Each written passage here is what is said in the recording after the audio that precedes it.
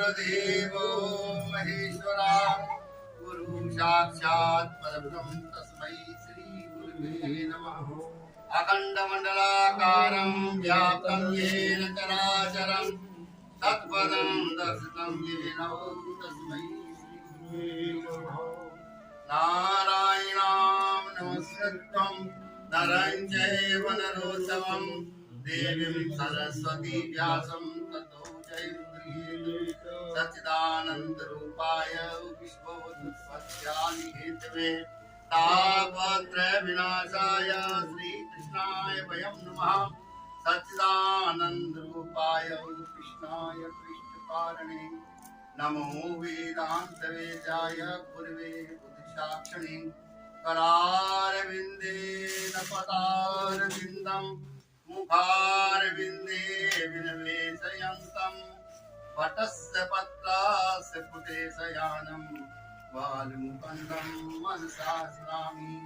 वन्दे देवकुमापतिं सुरगुरुं वन्दे जगत्कारणं वन्दे पनगनभूषं मृगधरं वन्दे पशूनां पतिं वन्दे शूर्षशङ्खवनयनं वन्दे मुकुन्दाप्रियं वन्दे भक्तजनासं च वरदं वन्दे शिवं शङ्करं। रामाय रामभद्राय रामचन्द्राय विविधते रघुनाथनाथाय सीताय पते नमः। मनोजवं मारुततुल्यवेगं जितेन्द्रियं बुद्धिमतां वरिष्ठं वाजात्मजं वानरयूथमुख्यं श्रीरामदूतं शरणं प्रपद्ये। देवानोष्टपुटने सतं प्रमेयं पुण्यं पवित्रमथ पापहरं शिवं जय। यो भारतं समधिगच्छति वाच्यमानं किं तस्य पुष्कजलेर्विसेचनेन जयति पराशरसूने सत्यवती हृदयं नन्दनौ व्यासः। यस्य कमलकलितं वाङ्मयि अमृतं जगत पिबति। सूर्यचंद्र भगवान की जय। जुगल जोड़ी सरकार की जय। सत्य सनातन धर्म की जय। हरिवंश महापुराण की जय। हरिवंश पुराण के कथा के श्रोताओं, भगवान वेदव्यास ऋषि की महती कृपा से हम हरिवंश पुराण की कथा सुनने के लिए एकत्रित हुए। जब तक भगवान की अपार कृपा नहीं होती तब तक ये जीव सत्संग नहीं कर सकता, और जब तक संसार में रह के मनुष्य सत्संग नहीं करता तब तक उस जीव का उद्धार नहीं। बिन सत्संग विवेक न होई और राम कृपा बिन सुलभ न सोई। सत सुधरहि सत्संगत पाई पारस परस उधात सुहाई। बिना सत्संग के हमारा मनुष्य जीवन सफल नहीं होता। और जब तक हम कथा का ग्रंथों का श्रवण नहीं करते, पुराणों का श्रवण नहीं करते, तब तक हमारा जीवन अच्छा नहीं बनता। ये हमारे ऋषि परंपराओं से, हमारे शास्त्रों में सनातन धर्म की जो परिपाटी है, सनातन धर्म की जो परंपरा है, संस्कारों की परंपरा है। पश्चिमी सभ्यता के आज हम पश्चिमी सभ्यता को अपना रहे हैं। हमारे यहाँ संस्कारों की महत्वता है। जब बच्चा गर्भ में आता है उसी दिन से संस्कार शुरू हो जाते हैं, और संस्कारों पर आधारित हमारा जीवन है। जिस मनुष्य का संस्कार अच्छे नहीं मिले, ठीक उसी तरह हमने बहुत अच्छी सुंदर कोठी बनाई और उसकी नींव अच्छी नहीं हुई तो कभी भी गिर सकती। बच्चों को खूब पैसा दिया, खूब धन दिया, बड़ा किया, अच्छी एजुकेशन दी, लेकिन संस्कार नहीं दिया तो समझ लो हमने उनको कुछ नहीं दिया। इसलिए हमारे ऋषियों की परंपराओं में पुराणों का बहुत महत्व है और उन्हीं पुराणों में हमारा महाकाव्य महाभारत बहुत बड़ा पुराण है। आज बड़े दुख के साथ कहना पड़ता है कि हम लोग इतने अनिविज्ञ हो चुके हैं कि हम ये सुनते हैं प्रायः कि महाभारत को घर में नहीं रखना चाहिए, महाभारत को सुनना नहीं चाहिए। कि किसने फैलाया? महाभारत से ज्यादा ज्ञान हमारे किसी कहीं भी नहीं प्राप्त होता। हमें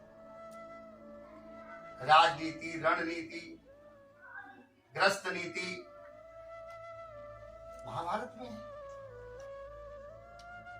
दो पुराणों के विषय में बड़ी भ्रांति है कि महाभारत और गरुड़ पुराण नहीं सुनना चाहिए, यद्यपि महाभारत और गरुड़ पुराण में बहुत ज्यादा ज्ञान है।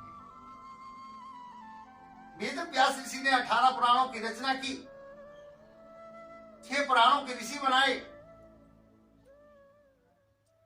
और उन ऋषियों ने खड़बई पुराणिका, पुराणों के 6 ऋषि। वेद व्यास ऋषि थोड़े से पुराण लिख करके 18 पुराण लिख के थोड़े उदास हो गए। मन में विचार किया, मैंने इतने पुराण लिख दिए लेकिन मनुष्यों का कल्याण कैसे हो सकता है? सब बैठे, नारद जी आए। नारद जी ने कहा भगवान की लीलाओं का वर्णन करो। तो वेद व्यास ऋषि ने भागवत जी का रचना की। फिर वेद व्यास ऋषि ने उपनिषदों और सभी पुराणों के सार को लेकर के हरिवंश पुराण को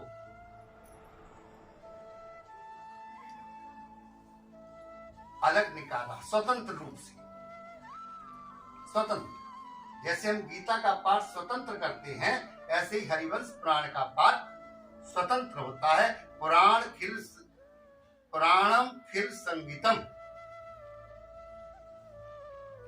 इस संज्ञा से इस पुराण की विद्वानों में विचार। आज बहुत लोगों को पता नहीं ना हरिवंश पुराण क्या है। हरिवंश तथा पर्व पुराणम खिल संगीतम, विष्णु पर्व शिशोश्चर्या विष्णु कंस वधस्तथा, भविष्य पर्व चापुत्तम क्लेशयाद्भुतम महेत्, एतत् पर्व शतम पूर्व शतम पूर्ण व्यासो डॉक्टर महात्मना। बनाया। वैशंपायन जी कहते हैं कि राजन, हरिवंश पुराण भागवत महाभारत पुराण का हिस्सा है।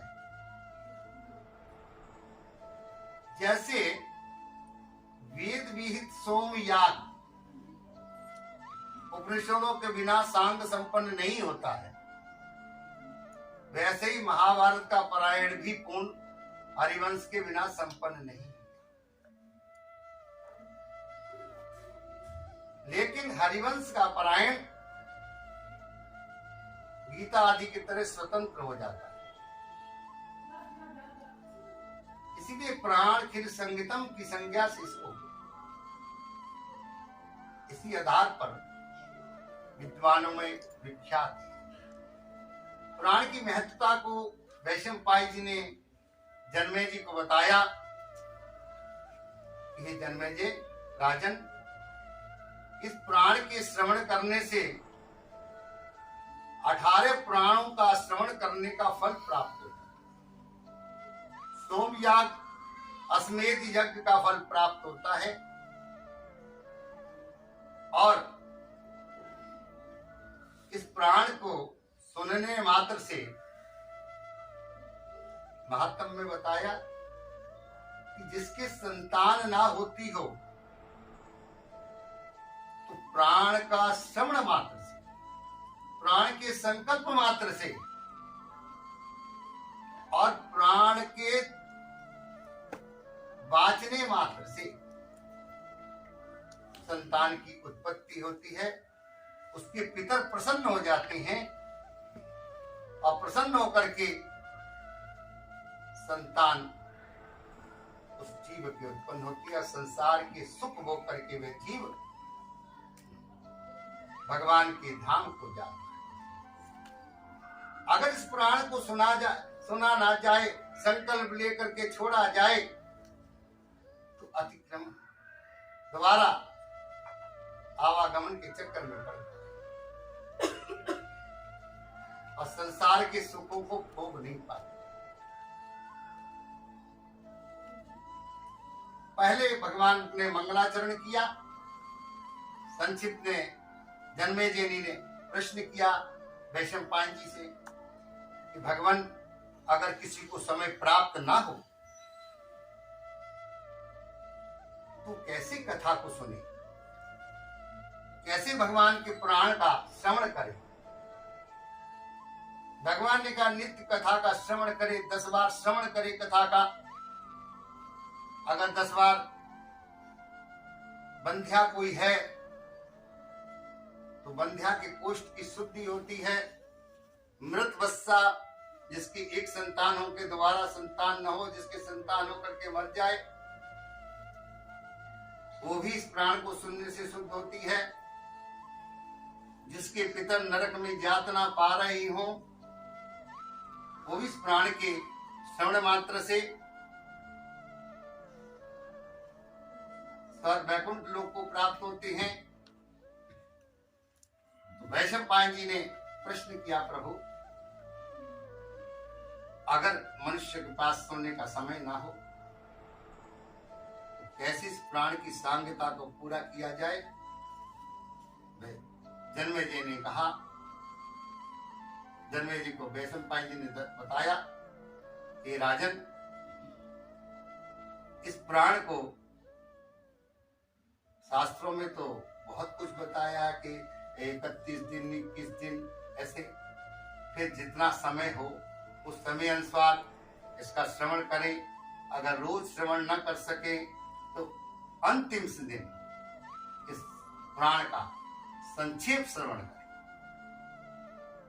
संक्षेप में सबसे पहले प्राण में मंगलाचरण किया गया और उग्र श्रवा और का संवाद, विष्णु वंशियों का विस्तृत चरित्र सुनने के लिए जन्मेजय की प्रार्थना को करना, आदि सृष्टि का वर्णन। अब हम साइंस में बहुत जाते हैं लेकिन हमारे से ज्यादा साइंस किसी के पास नहीं है। हमारी सृष्टि, आदि सृष्टि, भूत सर्ग, ऋषि सर्ग, आदि सृष्टि का वर्णन है कि कौन सी सृष्टि पहले उत्पन्न हुई और उसके बाद ऋषि सर्ग हुआ, भूत सर्ग हुआ, पक्षी सर्ग हुआ, प्रजापति की सृष्टि हुई, संकल्प से सृष्टि उत्पन्न हुई। संकल्प से सृष्टि का उत्पन्न होना, दर्शन से सृष्टि का उत्पन्न होना, स्पर्श से सृष्टि का उत्पन्न होना और उसके बाद मैथुनी सृष्टि। शब्द ब्रह्ममयम विधि हरिवंशम सनातनम शाब्दे ब्रह्मणि निष्णात पर ब्रह्मादि गच्छति। वैशंपायन ने कहा, हे ऋषि, हे राजन, ऋषि मुनि हरिवंश को ब्रह्मा विष्णु महेश का स्वरूप बताते हैं। हरिवंश पुराण सनातन का शब्द ब्रह्म है। दो प्रकार के ब्रह्म बताए गए वेद शास्त्रों में, शब्द ब्रह्म और पर ब्रह्म। आगम से शब्द ब्रह्म का ज्ञान होता है और शब्द ब्रह्म को जान के पर ब्रह्म का ज्ञान होता है। पर ब्रह्म को जान करके मनुष्य मोक्ष का अधिकारी बनता है। हरिवंशी अत्र वृत्तान्ता प्रकृतिते क्रमोदिता तत्रावादि सर्गस्तु भूत सर्गस्ततः परा। वैशंपायन जी ने कहा, ये जन्मेजय, इस हरिवंश के कहे गए वृत्तांतों का यहाँ संक्षेप में वर्णन करके आपको कथा सुनाता हूँ। पहले आदि सृष्टि का वर्णन हुआ, तत्पश्चात भूत सृष्टि का वर्णन हुआ, फिर वेद के पुत्र पृथ्वी जी की कथा हुई, और उसके बाद मनुओं का वर्णन हुआ। वैवस्वत मनु के कुल की उत्पत्ति हुई, जो आजकल हमारे सूर्य नारायण है वैवस्वत मनु, इनके कुल की उत्पत्ति का वर्णन हुआ, तथा धुंध कुमार की कथा हुई, फिर गालव ऋषि की कथा हुई, इक्ष्वाकु वंश की वर्णन हुआ, पितृकल्प का वर्णन हुआ, श्राद्ध का वर्णन हुआ, तथा सोम एवं बुद्ध की उत्पत्ति का वर्णन हुआ प्रसंग, और फिर अमावसु के वंश का वर्णन हुआ। 8 वसु हुए, उसमें जो अमावसु हैं उनके वंश का वर्णन हुआ, जिसके सुनने वालों की कीर्ति, जिसको सुनने से कीर्ति बढ़ती है, यश बढ़ता है, धन बढ़ता है, और इसके अपने स्थान से स्थित होने के से पुनः इंद्र को प्रतिष्ठित होने का प्रसंग आया। उसके बाद छात्रवृत्ति की संतति हुई, फिर देवोदास की प्रतिष्ठा और राजा तत्शंकु की कथा, ययाति का चरित्र, पुरुवंश का वर्णन, इसके बाद कृष्ण के प्रकाट्य का वर्णन, भगवान कृष्ण की लीलाओं का वर्णन, समंतक मणि का वर्णन का संक्षिप्त वर्णन किया गया। फिर भगवान विष्णु के अवतार बताए गए, फिर ब्रह्मलोक का वर्णन हुआ, तारकामय का युद्ध का प्रसंग, ब्रह्मलोक का वर्णन, फिर विष्णु के योग निद्रा से उठने की कथा, फिर ब्रह्मा जी के और पृथ्वी का वचन, देवताओं का अंशावतार, और उसके बाद कंस के प्रति अंधक का वचन, केसी का वध, अक्रूर का ब्रज में आगमन, यमुना जी का नागलोक का दर्शन, काली देव का दर्शन, कंस चारों मुष्टिक के बातचीत, तत्पश्चात कृष्ण द्वारा कुबला पीठ चारों आदि का विलाप करना, स्त्रियों का विलाप करना, कंस का निधन, उग्रसेन का अभिषेक, श्री कृष्ण द्वारा यादवों को आश्वासन देना, बलराम श्री कृष्ण का गुरुकुल में विद्या पढ़कर लौटना, और फिर मथुरा पर घेरा डालना जरासंध का, पराजित होकर के लौटना, श्री कृष्ण बलराम परशुराम जी का दर्शन, उनसे बातचीत का, सब गोमंत पर्वत पर चढ़ना, जरासंध का आक्रमण, इसके बाद गोमंत पर्वत का दाहा, श्री कृष्ण और बलराम का कर्पूर में जाना, श्री कृष्ण के द्वारा संगाल का वध, और दोनों भाइयों का मथुरा में आगमन, प्रसंगों का वर्णन इस ग्रंथ में किया गया है। इसके बाद बलराम द्वारा यमुना जी का आकर्षण, यादवों का समुद्र में यादवों का मथुरा से हट जाना, कालयमन का युक्ति पूर्वक वध, इस विषयों का भी वर्णन दिया गया है। उसके बाद द्वारका का निर्माण, रुक्मणी का विवाह, रुक्मी वध 62वें अध्याय में दिया गया, और बलदेव जी का महात्म्य तथा 109वें अध्याय में बलदेव जी के द्वारा प्रद्युम्न की स्त्रोत आदि का उपदेश का वर्णन, नरकासुर का वध, पारिजात अरण द्वारकापुरी में पुनः विशेष रूप से निर्माण, द्वारका में प्रवेश, सभा में प्रवेश, नारद जी के वचन तथा कृष्णवंश का वर्णन, परंपराओं का वर्णन। इसके बाद छठ पूर्वज की कथा, अंधकासुर संघार से कृष्ण की समुद्र यात्रा, जल कीटा